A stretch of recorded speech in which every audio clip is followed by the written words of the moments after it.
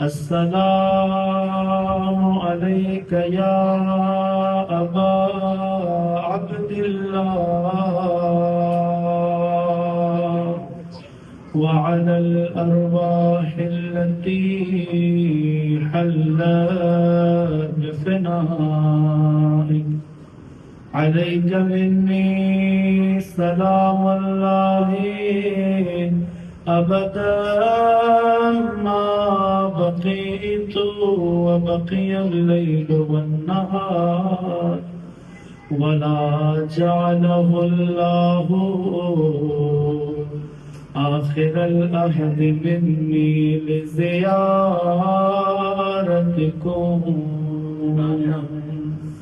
السلام على الحسين وعلى علي بن الحسين وعلى أولاد الحسين وعلى أصحاب الحسين الذين بذلوا مهجهم دون الحسين عليه السلام صلوات.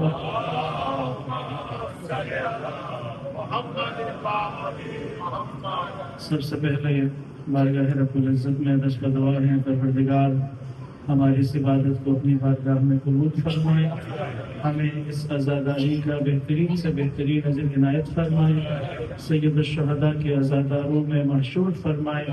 بانیان مجلس کا اہتمام کرنا، آپ سب کا تشریف لانا، ہمارا حاضر ہونا، پروردگار اس قدسے کو سید کائنات کے حضور قبول فرمائے، ہمارے لیے توشہ آخرت قرار دے. فرشازہ پر موجود آپ تمام مومنین مومنات اور جتنے مومنین مومنات نے دعا کے لیے کہا ہے، سب کی دعاؤں کی استجابت، حاجات کی برآوری، بالخصوص امام زمان کے ظہور کی تعجیل، جبہ مقاومت کے فتح و نصرت اور اس مجلس کی قبولیت کی دعا کو شامل کر کے ان تمام دعاؤں کی قبولیت کے لیے درود پڑھیے گا محمد و آل محمد.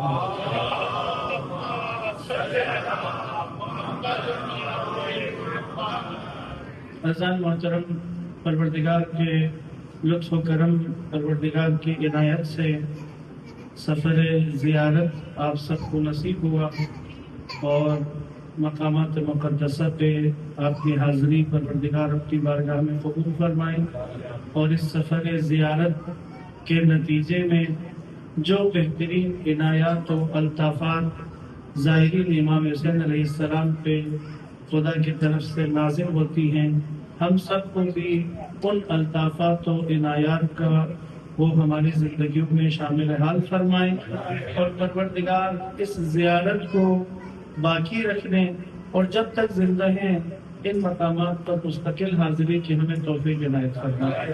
قبولیت دعا کے لیے پھر صلوات پڑھیں محمد دعا کریں.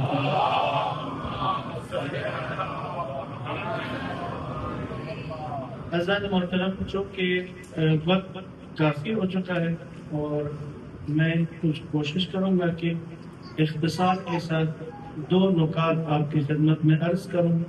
بنیادی طور پہ جس موضوع پہ آپ کی خدمت میں چند عرائض پیش کرنے کی خواہش ہے وہ زیارت سے واپسی پر اب باقی جو وقت ہم نے اگلے زیارت سے پہلے تک گزارنا ہے، اس دوران میں کن معاملات کی طرف، کن امور کی طرف ہماری توجہ مرکوز رہے، اس کے اوپر بنیادی طور پہ بات کرنا چاہ رہا ہوں. تو چونکہ 4-5 نکات میں نے آمادہ کیے ہیں، اس میں سے شاید 2 آپ کی خدمت میں بیان کروں گا، باقی 3 اس لیے رکھیں گے تاکہ دوبارہ جمع ہونے کا موقع مل جائے. درود پڑھے محمد و آل محمد.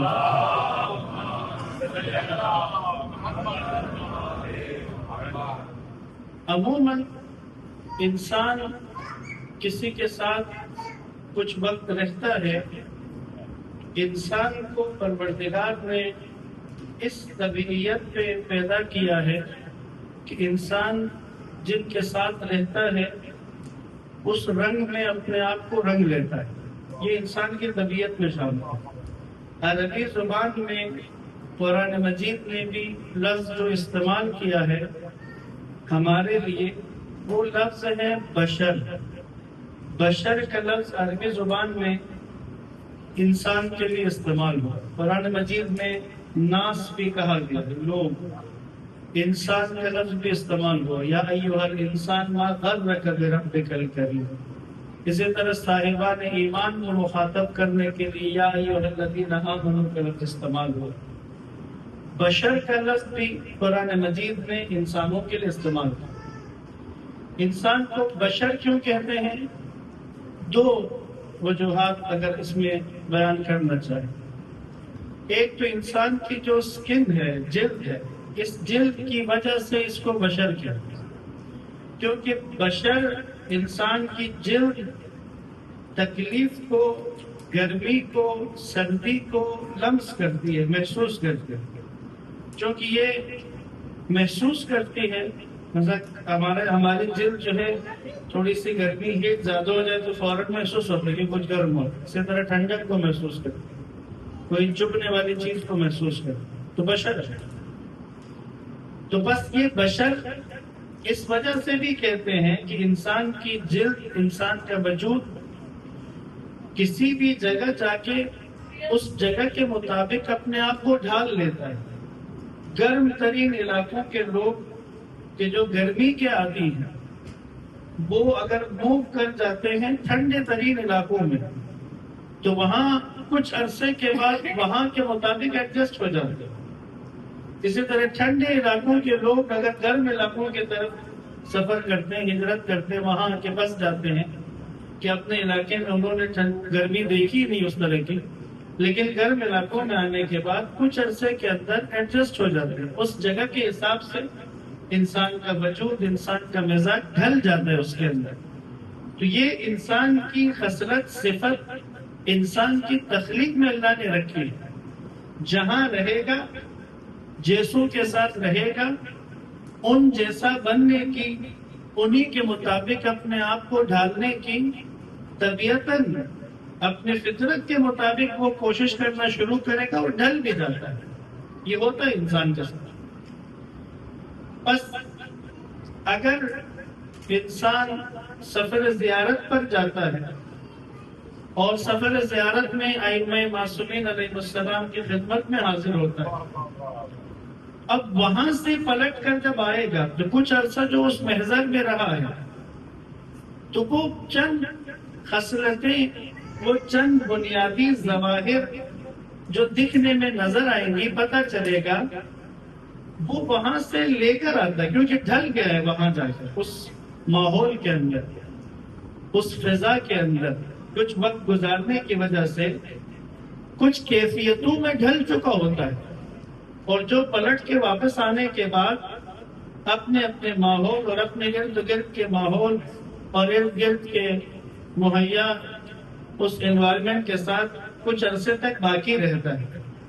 معنوی کیفیت زیارت سے واپسی پر کچھ عرصے تک معنوی کیفیت کافی بہتر ہو چکی ہوتی ہے، روحانی حالت کافی بہتر ہو چکی ہوتی ہے، عبادات کافی بہتر ہو چکی ہوتی ہے، زبان کافی بہتر ہو چکی ہوتی ہے، اور واپس آنے کے بعد کچھ عرصے گزر جائے اور ظاہر ہے کہ اگر اس ماحول کو جاری نہ رکھ پائے تو اس کے بعد آہستہ آہستہ معدوم ہو جاتا ہے، لیکن اثر لے کے آتا ہے۔ یہ حقیقی ہے، یہ یقینی ہے، کیونکہ بشر ہے، انسان ہے، جہاں جائے گا اس ماحول کے مطابق ڈھل جائے گا۔ اب ہم رہے ہیں کربلا میں، ہم رہے نجف میں، کاظمین و سامرہ گئے، اور اس پیدل سفر کا، اس کاروان کا حصہ بن گئے کہ جو نجف سے کربلا پیدل سفر کرنے والا قافلہ امام حسین کی طرف، اس کا بھی حصہ بن گئے۔ اب وہ بنیادی ترین چیز جو وہاں سے ہم لے کے آئے، بہت ساری چیزوں میں سے ایک چیز جس کا انسان اس ماحول کے اندر رہنے کی وجہ سے جو انسان کے وجود پر وہ مزاج، وہ کیفیت طاری ہو جاتی ہے، وہ دینداری ہے۔ انسان دیندار ہو جاتا ہے کیونکہ وہ مراکز دین ہے، کیونکہ حسین ابن علی خود مرکز دین ہے، کربلا مرکز توحید ہے، مرکز دین ہے، دین کا مرکز ہے۔ نجف دین کا مرکز ہے، معنویت کا مرکز ہے، روحانیت کا مرکز ہے، بصیرت کا مرکز ہے۔ اب جب اس جگہ رہتا ہے تو اپنے اندر دینداری کا احساس کرتا ہے، واپس لوٹنے پر کچھ نہ کچھ دینداری میں رشد کر کے آیا ہے، کچھ ترقی کر کے آیا ہے۔ تو بنیادی خصلت جو میں پہلے نقطے کے طور پہ آپ کی خدمت میں بیان کرنا چاہ رہا ہوں وہ دینداری ہے۔ سفر زیارت سے واپسی پر جس چیز میں ترقی کی ہے، جس معاملے میں کچھ پیش رفت کی ہے، وہ بنیادی ترین ایک مرحلہ اس میں سے دینداری ہے۔ ہم دینداری میں ترقی کر کے آئے ہیں، دینداری کے موضوع پر چند قدم آگے بڑھا کے آئے ہیں۔ زیارت پہ جانے سے پہلے ہم جس سطح کے دیندار تھے، اب ہم اس سے بہتر سطح کے دیندار ہو چکے ہیں۔ کچھ بہتری آ گئی ہے، چند قدم اس راستے میں آگے بڑھا لیا، کچھ درجے بہتر ہو گئے، کچھ کم سے کم ہونے چاہیے، وَإِلَّا جو ریشو ہے اگر وہ گنے تو بہت زیادہ ہے۔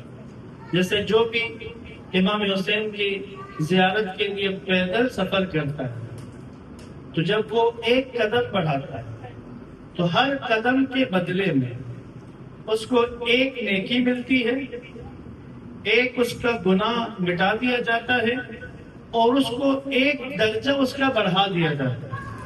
یعنی ایک قدم پہ یہ ہو رہا ہے۔ یعنی میں نے روایت کا جو سب سے کم درجہ جس میں بیان ہوا ہے وہی بیان کر رہا ہوں، اس سے اوپر بھی بیان نہیں ہے۔ ایک نیکی ہر قدم پہ، ایک گناہ چڑھ گیا اور ایک درجہ بڑھ گیا۔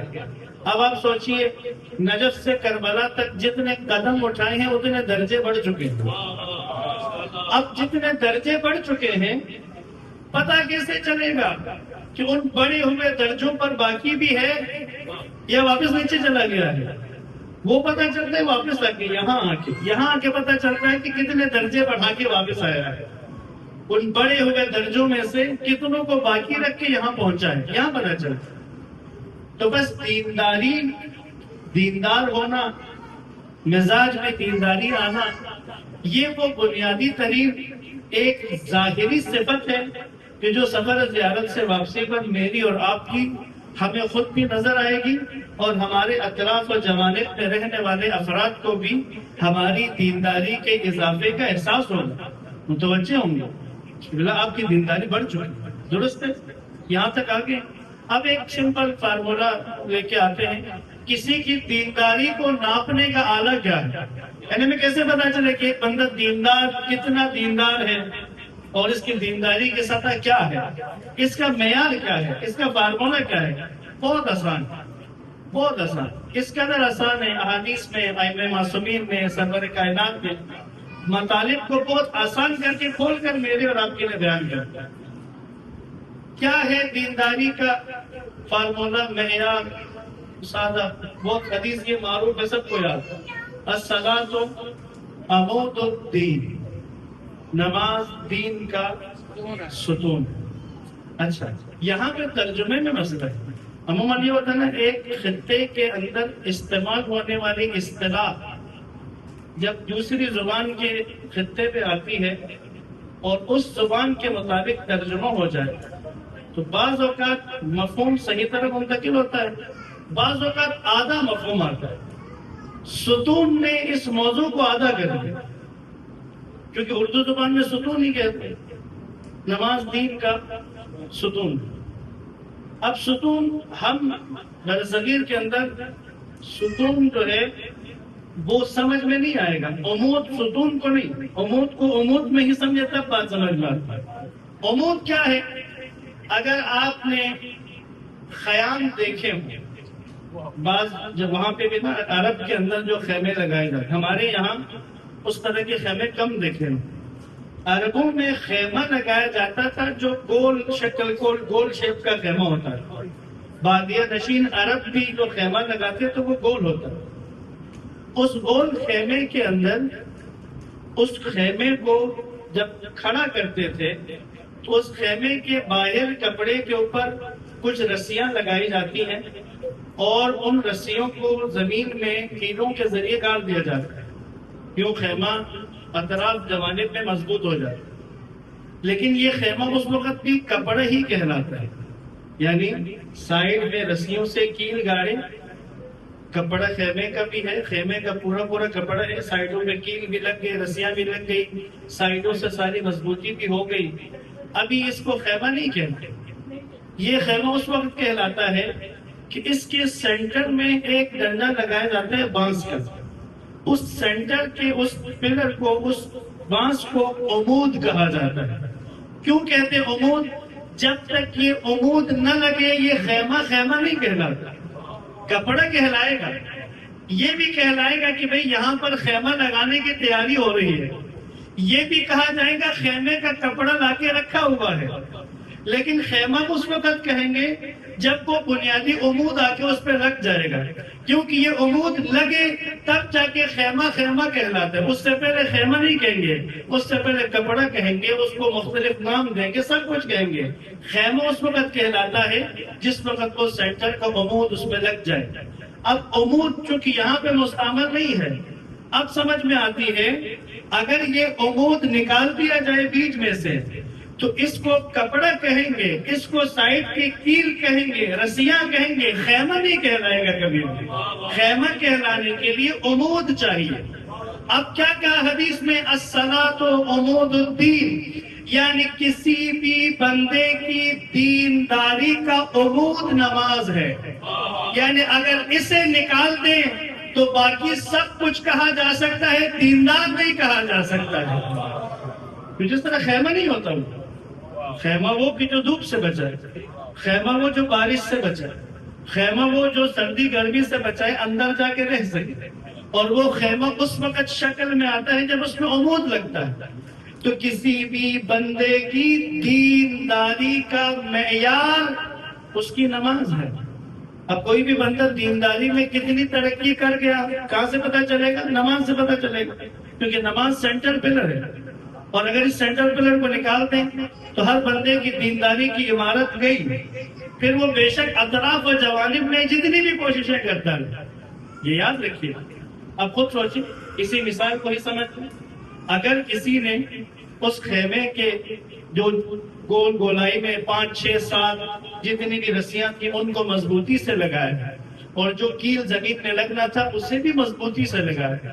خیمے کا جو کپڑا تھا وہ بھی سب سے اچھے والا کپڑا لیا ہے جو ہوا سے آسانی سے پھٹنے والا نہ ہو. ساری چیزیں سب کچھ بہترین ہے، لیکن سینٹر عمود نہیں ہے. تو اس سینٹر عمود کے نہ ہونے کی وجہ سے اس خیمے کا کپڑا بہترین ہونے کے باوجود، اس کے اطراف و جوانب کے کیلوں کے مضبوط ہونے کے باوجود اس خیمے کی عمارت کھڑی نہیں ہو سکتی. ایسے ہی اگر انسان میں فلاں خوبی بھی ہے، فلاں خبی ہے، اس کے اندر خصلت بھی ہے، یہ فلاں نیک کام بھی کر رہا ہے، یہ فلاں نیکی بھی انجام دے رہا ہے، یہ فلاں عمل بھی انجام دے رہا ہے، بس بیچارے میں صرف ایک مسئلہ ہے کہ یہ نماز میں پابند نہیں ہے. تو عزیزان محترم، اسی لیے امام معصوم نے کہا ان قبلت قبل ما سواہا وان ردت رد ما سواہا. اگر تمہاری نماز آ گئی لائن پر تو باقی تمہارے اعمال کو لائن میں رکھا جائے گا. اگر نماز تمہاری رد ہو جاتی ہے تو کسی عمل کو بھی میزان عمل پر توڑا نہیں جائے گا کسی بھی صورت. لہذا سفر زیارت سے واپسی پر میں نے اور آپ نے دینداری میں اضافہ کرنا ہے. ہماری دینداری میں اضافہ ہو تو اس کی پہلی جو شرط ہے الصلاۃ عمود الدین. تو سب سے پہلے سینٹر پلر کو مضبوط کرنا ہوگا.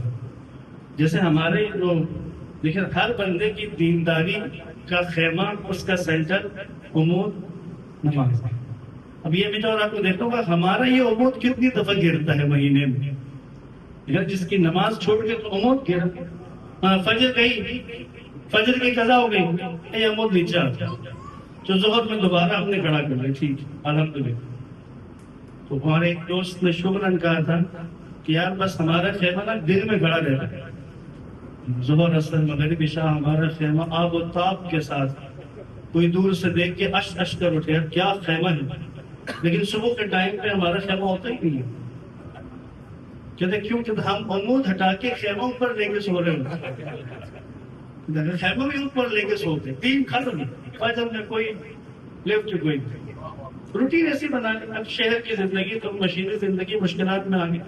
عادت بنا لی کہ رات کو دیر تک جاگنا ہے، زیادہ دیر تک جاگنا ہے تو پھر بدن نے اس حال میں نہیں ہونا کہ فجر کے وقت بہتر یعنی فریش ہو کے تازہ دم ہو کے نماز کے لیے کھڑا ہو سکے۔ عزیز محترم، جو پہلی کوشش مجھے اور آپ کو کرنی ہے، اور یہ کوشش بہت ضروری ہے، اس ایک حدیث کے ساتھ اس موضوع کو سمیٹنے، یہ کوشش بہت ضروری ہے۔ نماز کے بارے میں نے اور آپ نے اب زیادہ اہتمام کریں، بہت زیادہ اہتمام کریں۔ عموماً کوئی انسان اس دنیا سے جانے والا ہو، اسے معلوم ہو کہ یہ میرا آخری وقت ہے، اس آخری وقت میں اس انسان سے اگر کچھ پوچھا جائے یا اس آخری وقت میں وہ انسان کچھ بتانا چاہے تو یقیناً وہ اس کی زندگی کا سب سے اہم ترین موضوع ہوگا۔ ایسا ہی ہے جو بندہ اس دنیا سے رخصت ہونے والا ہے، آخری سانسیں ہوں، آخری لمحات ہوں، ان لمحات میں اگر وہ انسان کوئی میسج دینا چاہ رہا ہے، کوئی پیغام دینا چاہ رہا ہے تو وہ یقیناً اہم ترین پیغام ہوگا۔ اور اب اس انسان کے اوپر ہے، یہ انسان جتنا بڑا ہوگا اس کا پیغام بھی اتنا ہی اہم ہوتا چلا جائے۔ اب آپ آ جائیں، اگر امام معصوم اس دنیا سے جانے سے پہلے کوئی پیغام دینا چاہ رہے ہیں وہ یقیناً انتہائی اہم ترین پیغام ہوگا۔ شیخ الائمہ امام جعفر صادق علیہ السلام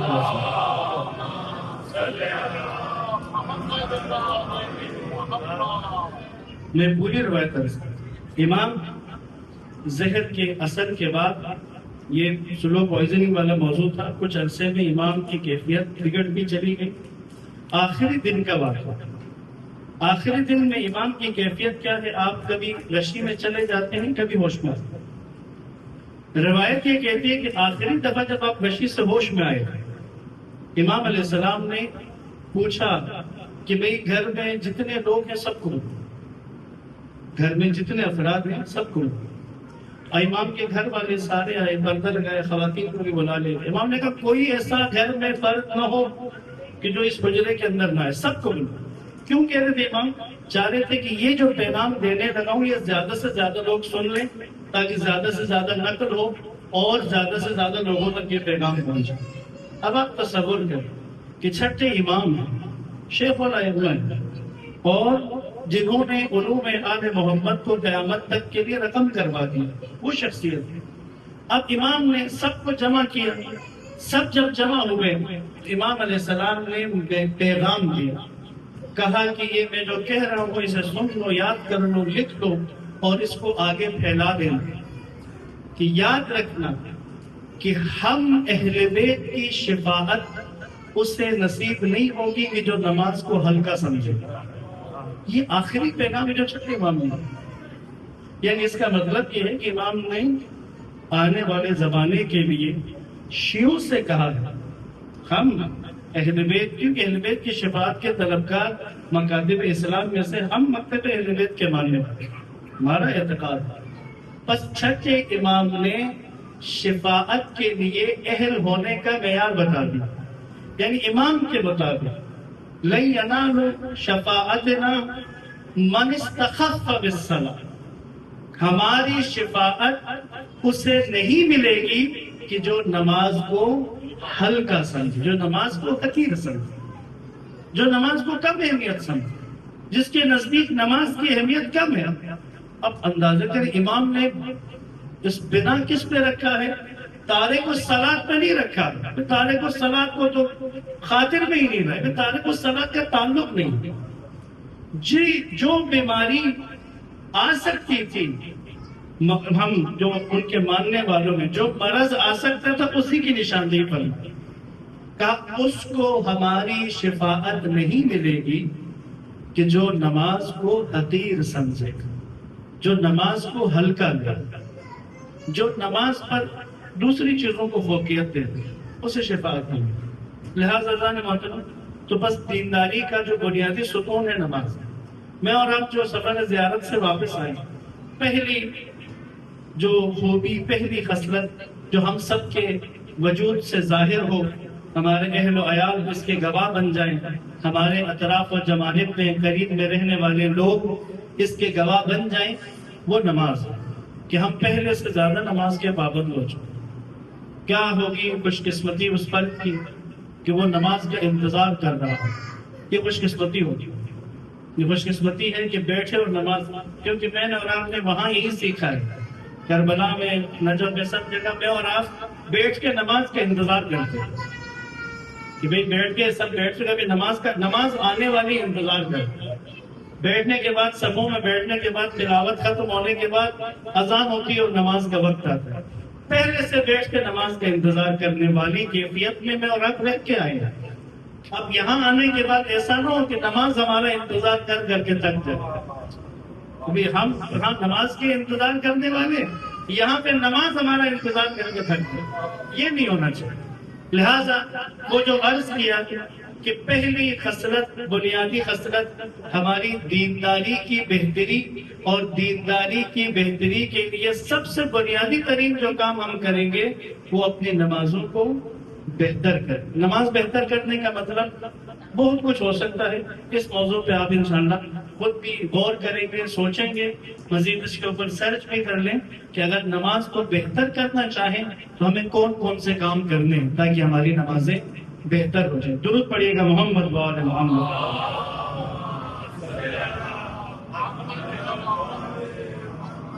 دوسرا نقطہ اختصار کے ساتھ اس پر کسی کا ختم کروں۔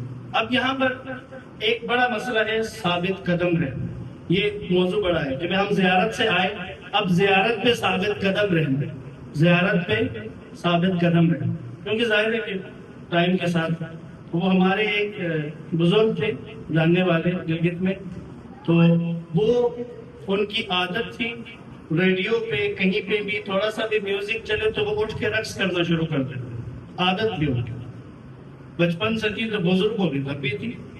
تو وہ گئے سفر زیارت پہ، سفر زیارت سے جب واپس آئے تو ان کی بہو بڑی حیران تھی، کیونکہ دادا جی جو ہے وہ ہر دوسری بات میں رونے لگ جاتے ہیں۔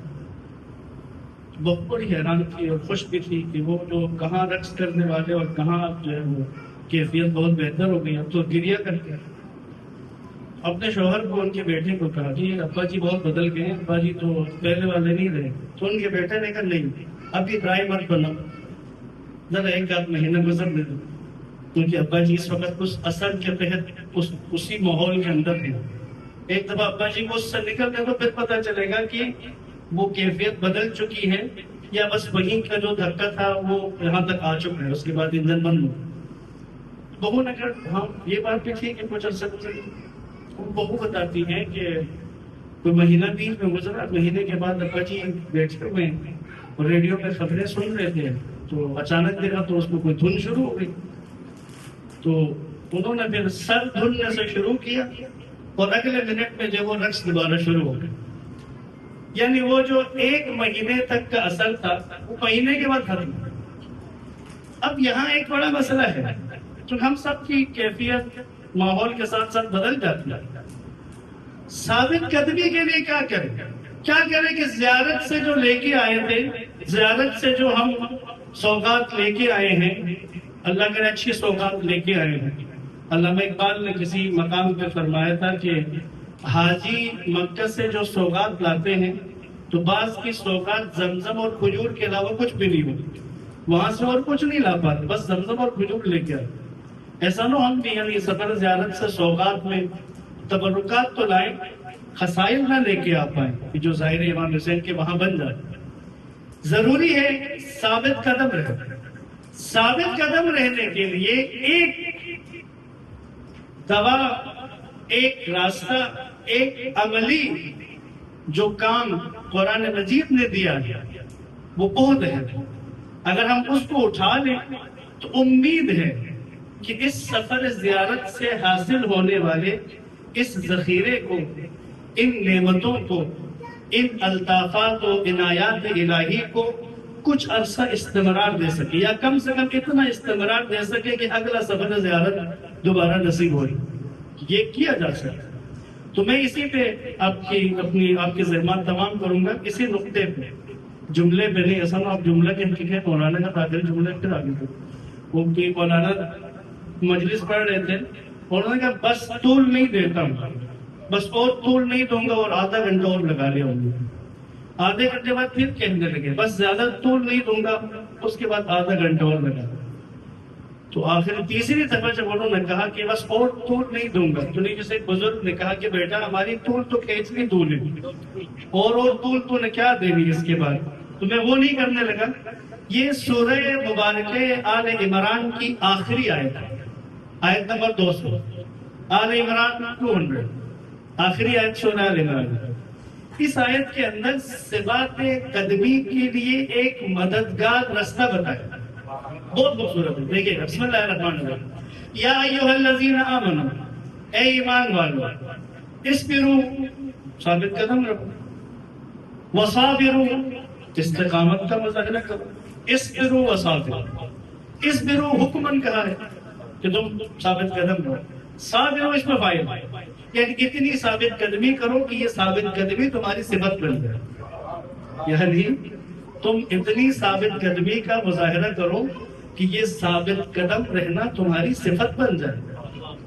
کرے کیسے؟ اگلا لفظ ہے وَالرَّابِطُ، وَالرَّابِطُ، رابط اردو میں بھی استعمال، رابطہ مربوط رہو، آپس میں جڑے رہو، جتنا جڑے رہو گے اتنا ثابت قدم رہ پاؤ گے، جتنا جڑے رہو گے ثابت قدم رہ پاؤ گے۔ تو بس اس سفر زیارت کی ان معنوی سوغاتوں کو، وہ الطافات و عنایات جو اس سفر میں نے اور آپ نے حاصل کیے، اس پہ ثابت قدم رہنے کے لیے رابطوں کا کام باقی رکھیں، جڑے رہیں، آپس میں مربوط رہیں۔ یہ جو رشتہ قافلے میں موجود افراد کا، آپ کا جو آپس میں جو تعلق بنا ہے، یہ تعلق زیارت امام حسین کی وجہ سے بنا ہے۔ اب یہ تعلق جتنا قائم رہے گا، یاد امام حسین کی ہی آتی رہے گی۔ جب بھی آپ آپس میں ملیں گے آپ کو سفر زیارت ہی یاد آئے گا، فلاں واقعہ، فلاں جگہ پہ یہ ہوا، فلاں مقام پہ یہ ہوا، فلاں جگہ پہ یہ ہوا۔ تو یہ جو رابطہ ہے یہ ثابت قدم رہنے میں مدد فراہم کرے، اس لیے آپس میں کوئی ہم آہنگی کریں۔ آپ برادران ہیں جو قافلے میں خدمت کرنے والے، اور آپ تمام زائرین خود بھی اس چیز کا احساس کر کے اگر مستقل رابطے کا کوئی سلسلہ بنا لیں، پھر ماہانہ ہر مہینے اکٹھے ہونے، مثلا اگر ہر مہینے بھی اکٹھے ہو جائیں گے اور ہر مہینے بھی ذکر کچھ نہ کچھ ہوتا رہے گا، کوئی نہ کوئی پیغام ملتا رہے گا، تو اس کا نتیجہ یہ نکلے گا کہ ان ٹچ رہیں گے، رابطے میں رہیں گے، مربوط رہیں گے۔ جب مربوط رہیں گے تو اصبروا وصابروا، یہ دونوں کام انجام پائیں گے۔ ثابت قدم رہنا ہے تو رابطو، آپس میں جڑے رہو۔ کیوں؟ کوئی ایک کمزور ہونے لگے گا، جب دوبارہ اکٹھے ہوں گے تو ید اللہ علی الجماع، اللہ کا ہاتھ جماعت کے اوپر رہتا ہے، گروہ کے اوپر خدا کی مدد بھی شامل ہو جاتی ہے۔ اگر کسی ایک میں کوئی کمزوری آنے بھی لگے، مہینے بعد جب دوبارہ اکٹھے ہو جائیں گے تو پھر یقیناً پروردگار کی طرف سے مزید برکت عطا ہو جائے گی، مزید عنایت ہو۔ اس راستے پر، اس سفر زیارت سے حاصل ہونے والے اس اجر پر، لطف الہی پر، عنایات پر، اور وہ اچھائیاں جو وہاں سے سیکھ کر آئے ہیں ان کو باقی رہنے میں، ان پر باقی رہنے میں مدد حاصل ہو۔ لہٰذا بس یہ دو نقطے، ایک دینداری، اور دینداری کے لیے بنیاد جو میں نے عرض کی نماز، اور دوسرا ہے رابطو، آپس میں مربوط رہیں، ماہانہ اکٹھے ہو جائیں، 2 مہینے بعد اکٹھے ہو جائیں، لیکن ضرور ہوں اس رابطے کو بڑھائیں، تاکہ یہ رابطہ مجھے اور آپ کو اس سفر زیارت کے اوپر ثابت قدم رہنے میں مدد فراہم کرے گا۔ مل کے صلوات پڑھیں محمد و آل محمد۔ عزیزان محترم، ایام امام حسن مصطفیٰ علیہ السلام کے چل رہے ہیں، کریم اہل بیت کی شہادت کے ایام، امام حسن کے بچوں کی یتیمی کا آغاز ہوا ہے۔ بس چند جملے امام کے مصائب میں سے عرض کر کے آپ کی زحمت تمام کر۔ عزیزان محترم، دونوں بھائی الحسن والحسین امام ہیں، دونوں امام ہیں، دونوں کے مصائب عجیب ہیں۔ لوگوں، ایران میں ایک جملہ استعمال ہوتا ہے، ایک بھائی بے کفن رہا اور ایک بھائی بے حرم رہا۔ حسین کے پاس حرم ہے، کفن نہیں تھا۔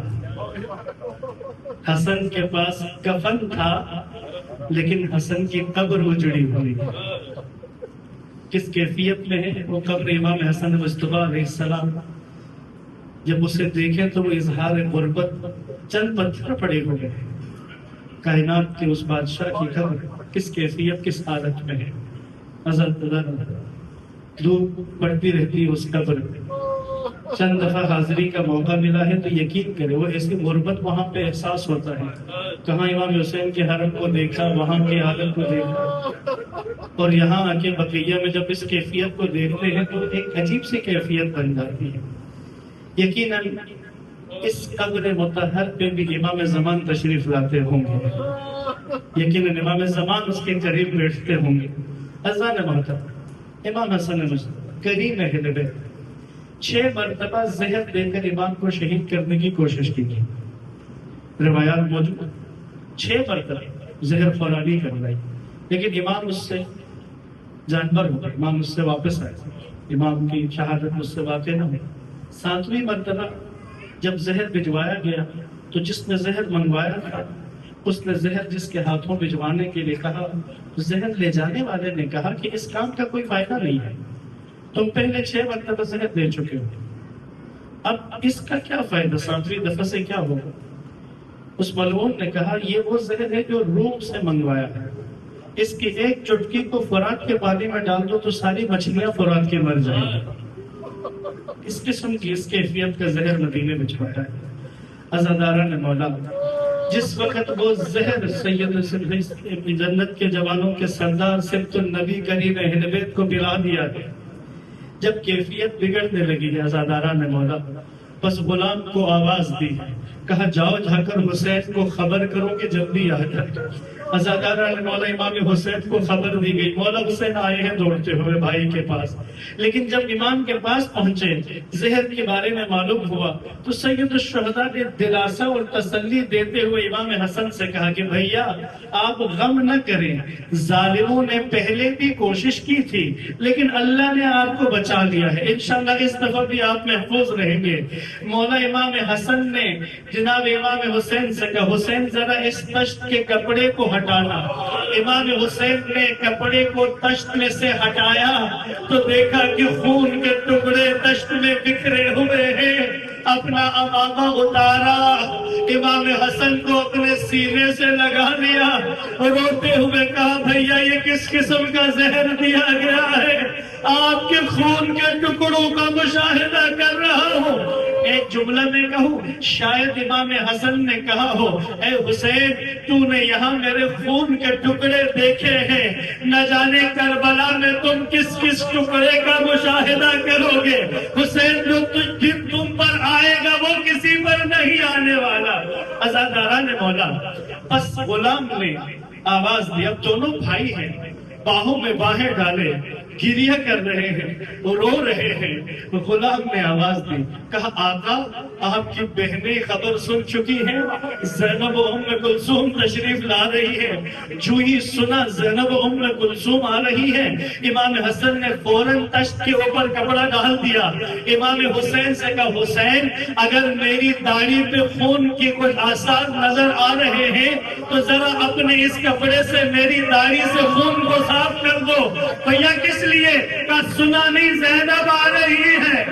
حسین اس کیفیت کو زینب برداشت نہیں کر سکے گی. ہاتھ جوڑ کے امام حسن سے ایک جملہ کہوں مولا یہاں آپ یہ برداشت نہیں کر پا رہے کہ دشت میں موجود خون کے ٹکڑے زینب نہیں دیکھ سکے گی. یہی زینب کبریٰ کربلا کے میدان میں 70 قدم کے فاصلے سے حسین کے گلے پر چلتی چلی. اجرکم اللہ. حسن کا پرسہ ہے عزاداران مولا، غریب امام ہے.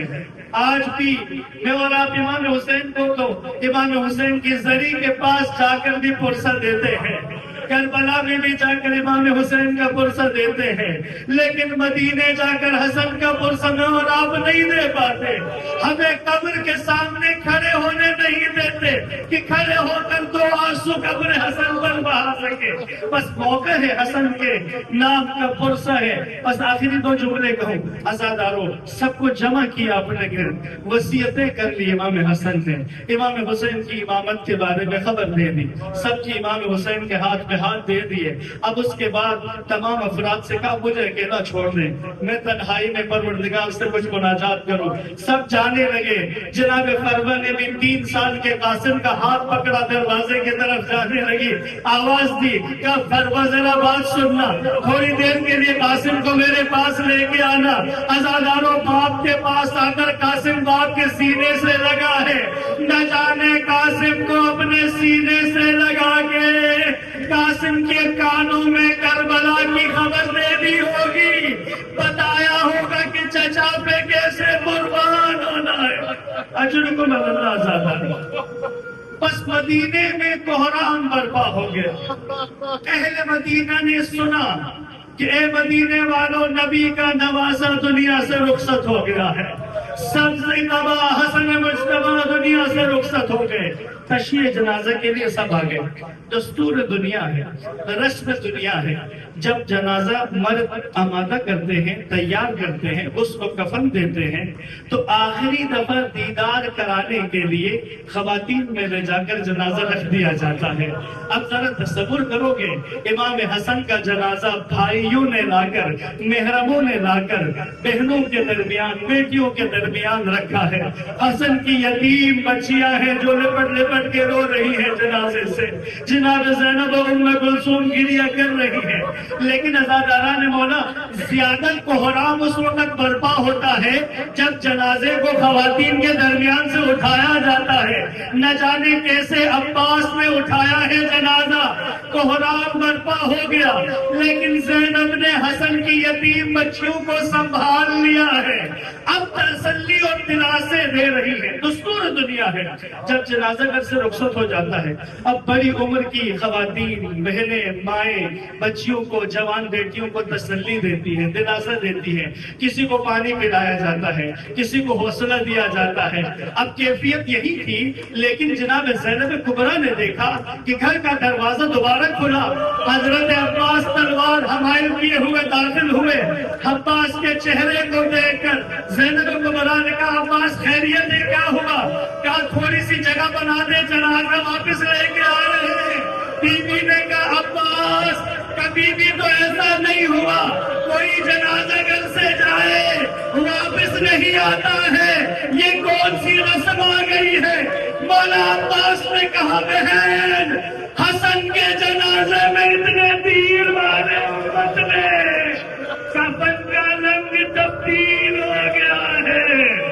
اجرکم اللہ. آخری جملہ کہنے لگا ہوں, کفن کا رنگ بدل گیا ہے. آقا حسین نے کہا ہے کہ دوبارہ کفن دینا ہے. عزادارہ نے بولا لے جنازہ. جنازے سے تیر نکالے گئے.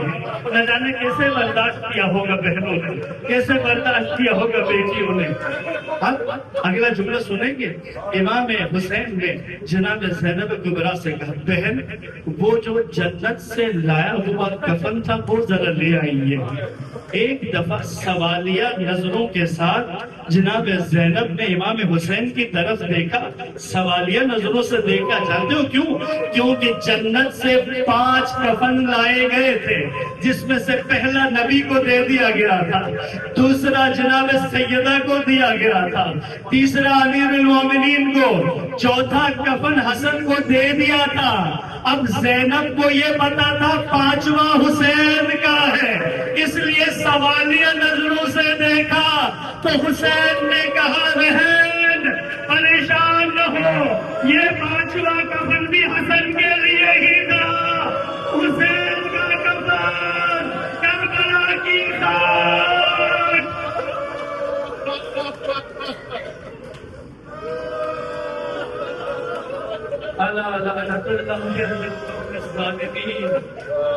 وَسَيَعْلَمُ الَّذِينَ ظَلَمُوا أَيَّ مُنقَلَبٍ يَنقَلِبُونَ. إِنَّا لِلَّهِ وَإِنَّا إِلَيْهِ رَاجِعُونَ.